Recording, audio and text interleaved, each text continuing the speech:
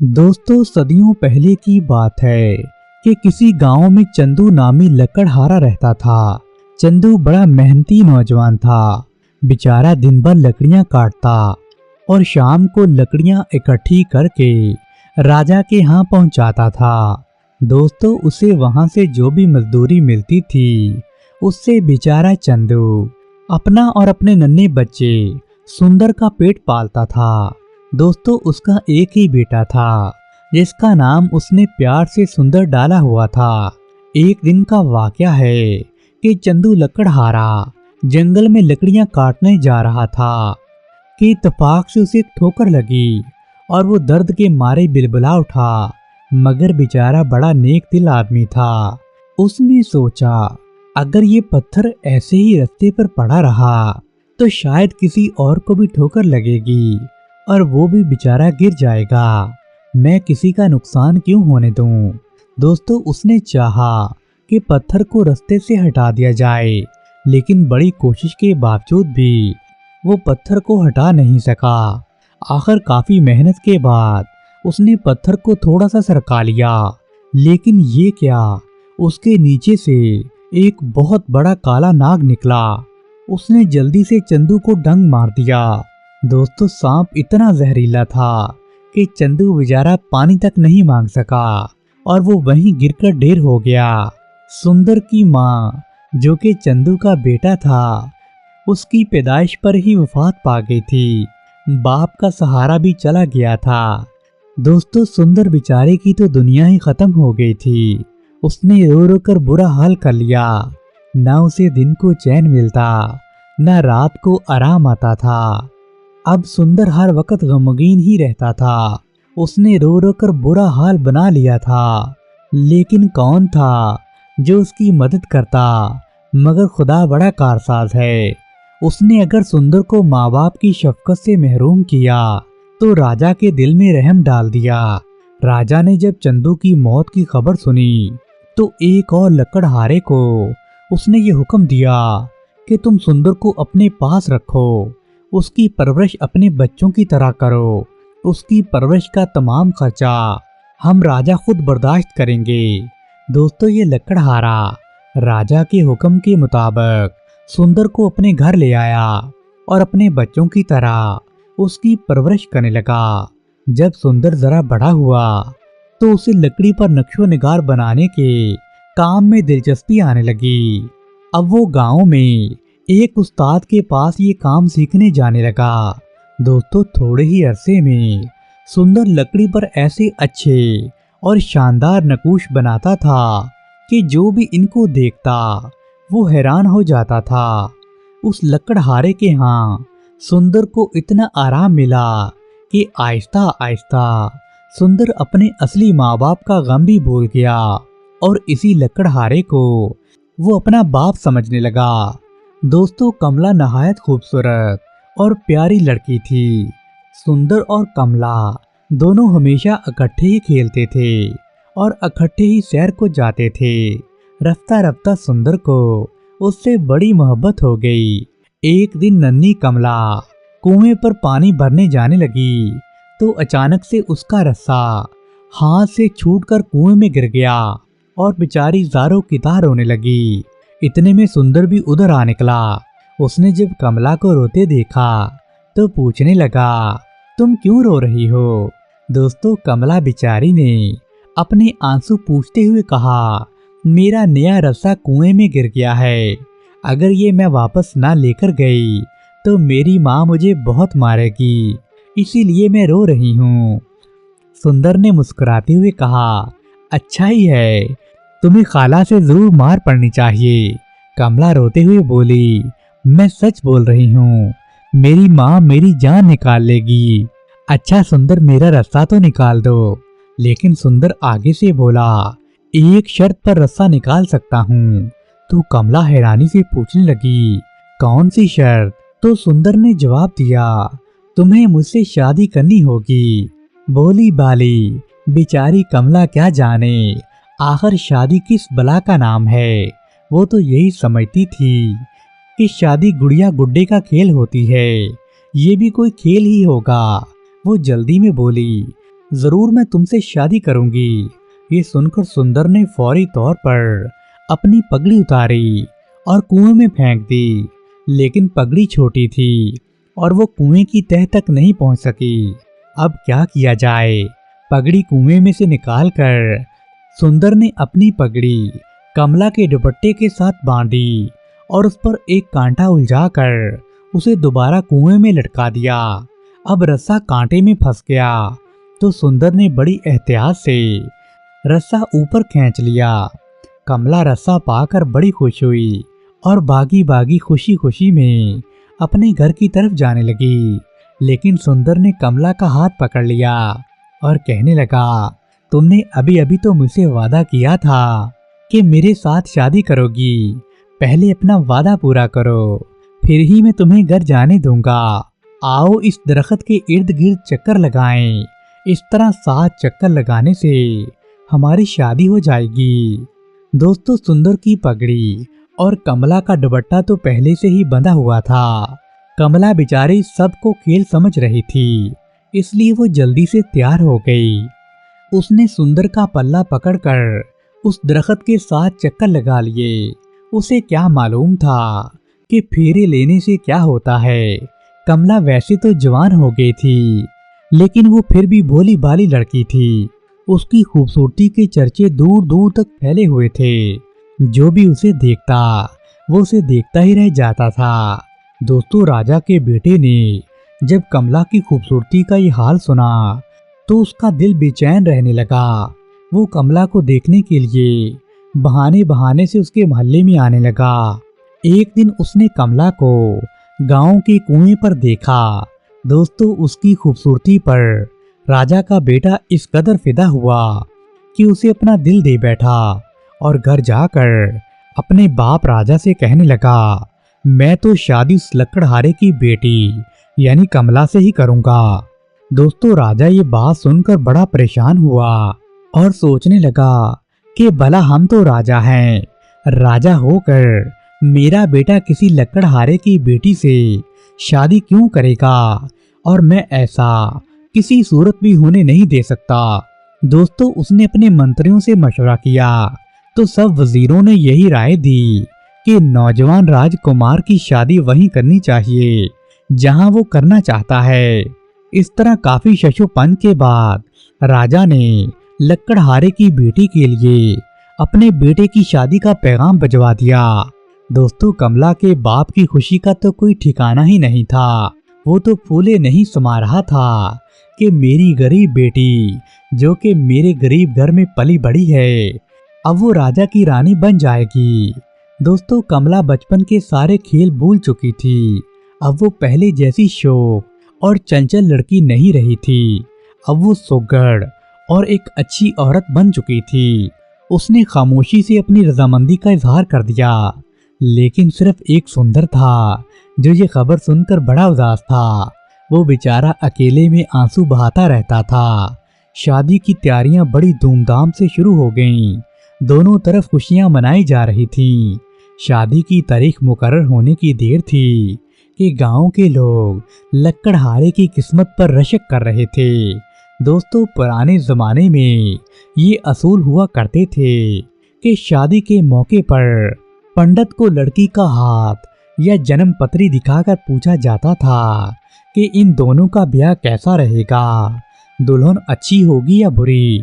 दोस्तों, इसी गरज से वहां के हिंदू राजा ने एक नामी गिरामी पंडित को कमला की जन्म पुत्री देखने के लिए भेज दिया कि वो उसकी जन्म पुत्री पढ़कर रिश्ते के बारे में राय दे और शादी की मुकर्ररा तारीख भी उसी की बुनियाद पर रखी जानी थी। कमला पंडित जी के सामने आकर बैठ गई। पंडित ने उसका हाथ देखते ही एकदम से छोड़ दिया और वो डर के पीछे हो गया और कहने लगा, इस लड़की का तो पहले ही ब्याह हो चुका है। ये सुनकर कमला और उसके माँ बाप पर तो गोया बिजली गिर पड़ी। वो कहने लगे, हमारी बेटी की शादी कैसे हो सकती है? पंडित जी, आपको कोई गलत फहमी हुई है। लगता है आपके हिसाब किताब में कोई गलती हुई है। मेरी कन्या तो अभी कंवारी है, हमने तो इसकी शादी कभी नहीं की। आप जरा गौर से लड़की का हाथ देखिए। दोस्तों पंडित ने सर हिलाते हुए कहा, मैं बहुत माना ताना पंडित हूँ, मुझे कभी धोखा नहीं हो सकता। जिसका नमक खाते हो उसी से धोखा करते हो। एक ब्याही हुई लड़की की शादी राजकुमार से करने की तुम्हारी हिम्मत कैसे हुई? दोस्तों ये सुनकर कमला के बाप की आंखों में आंसू आ गए। उसने लड़की का हाथ पकड़ा और गुस्से से बोला, सच सच बता, क्या ये बात सच है? तूने कहाँ मुंह काला किया है? तूने किसके साथ शादी की है? दोस्तों कमला बेचारी तो खुद हैरान थी। वो खुद भी समझ नहीं पा रही थी कि आखिर ये सब क्यों हो रहा है। मैंने तो कोई शादी नहीं की। वो बचपन की सब बातें भूल चुकी थी। दोस्तों कमला अपने बाप के गुस्से की ताब ना ला सकी और आखिर बेहोश होकर गिर गई। बाहर मजमा जमा था। शोर सुनकर सब लोग अंदर आ गए। सुंदर भी वहीं मौजूद था। उसने आगे बढ़कर कमला को उठा लिया। उसके चेहरे पर ठंडे पानी के छींटे मारे तो कमला ने आंखें खोल दी।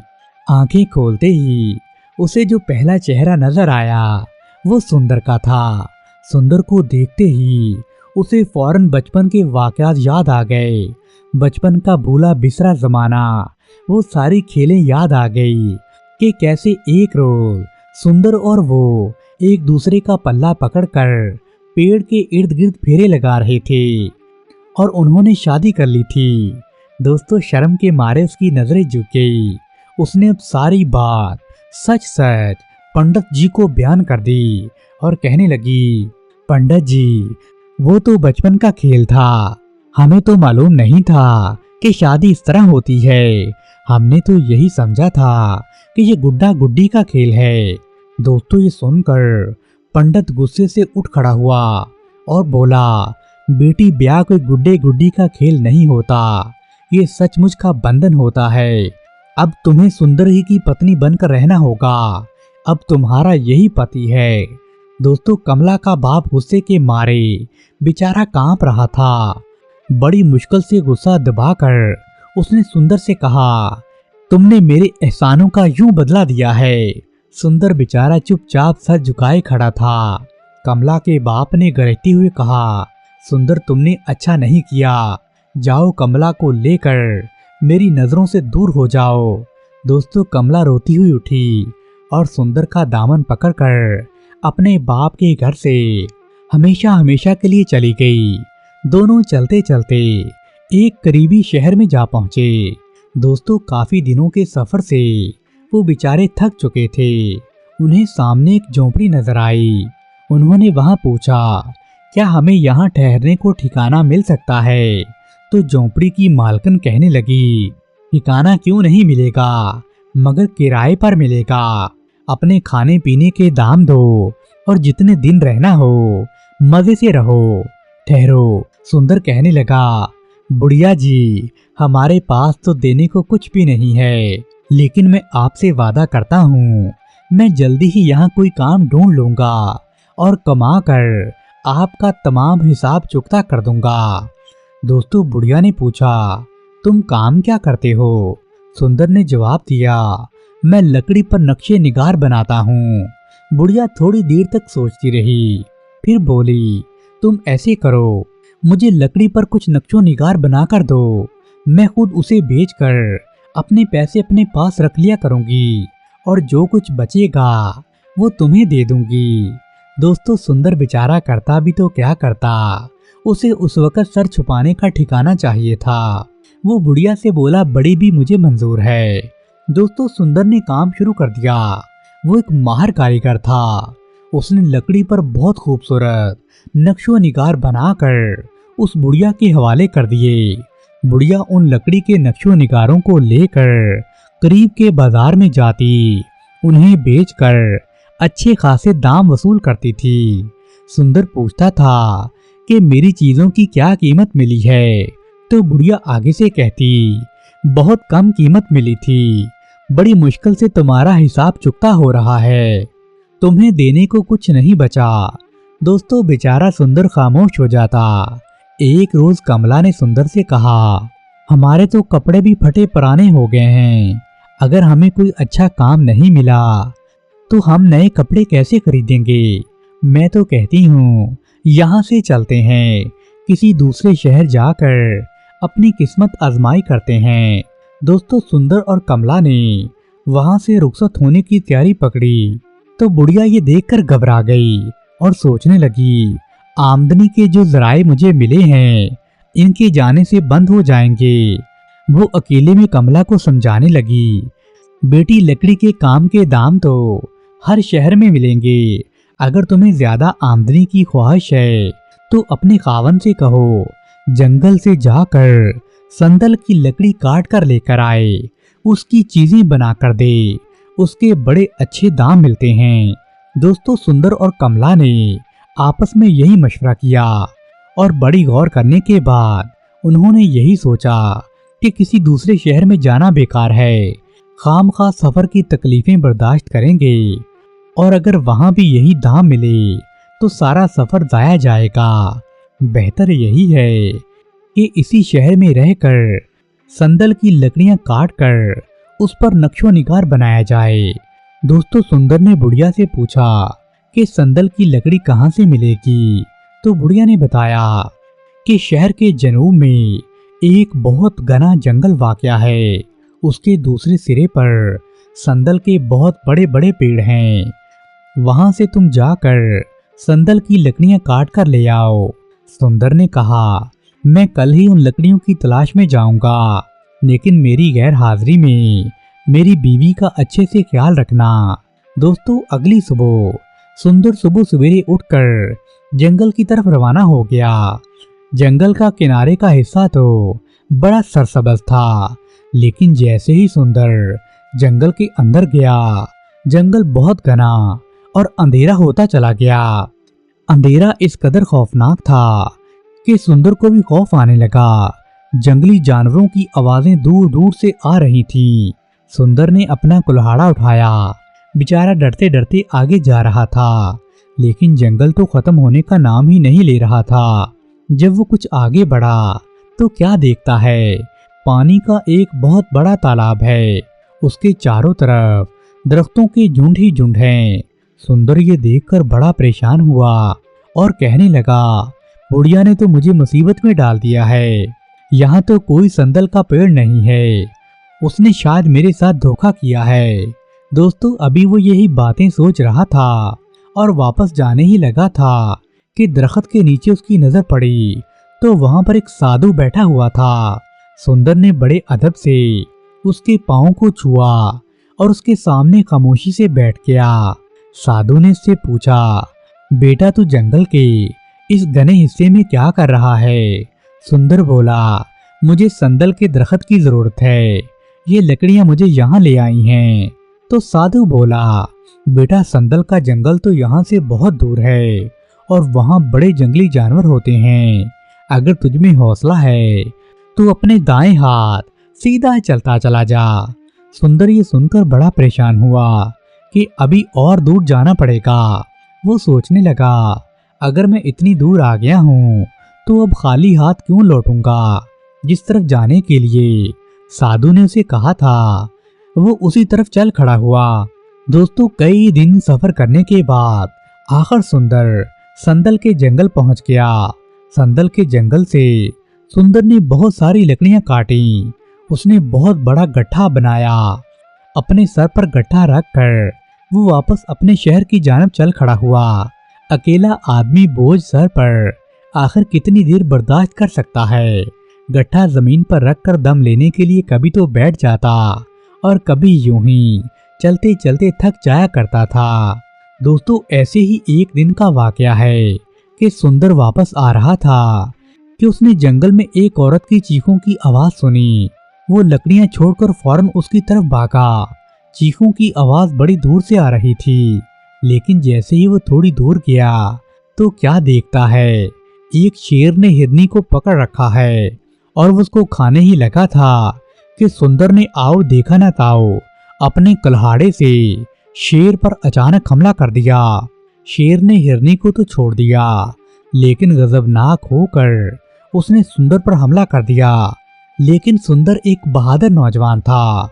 उसने बड़ी फुर्ती से अपने आप को शेर से वार से बचा लिया और कल्हाड़े से ऐसे जोरदार वार किए कि शेर वहीं मर गया।